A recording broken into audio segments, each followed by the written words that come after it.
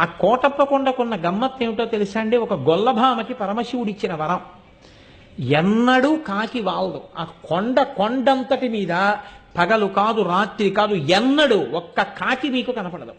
కొండ ఎక్కుతుంటే బోల్డని కాకులు కనపడతాయి. మీరు వెళ్ళేటప్పుడే చూడండి. మీరు కొండ ఎక్కుతారు కాబట్టి కోటప్ప కొండ ఎక్కేటప్పుడు చూడండి. కోటప్ప కొండ కింద బోల్డని కాకులు ఉంటాయి.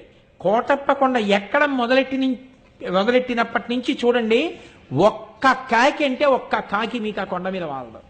ఎక్కడ ఓ చెట్టు మీద రాతి మీద వాలడం.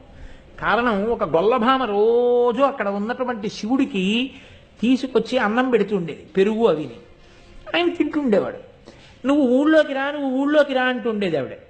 అంటే ఆయన నవ్వేసి ఉడుకునేవాడు. దక్షిణామూర్తి, ఆయన నిశ్శబ్దంగా ఉండేవారు. ఆవిడ ఒకరోజు తీసుకొస్తూ చల్లకుండా తీసుకొచ్చి అక్కడ పెట్టి కూర్చుంది బడలికి. కూర్చుంటే ఒక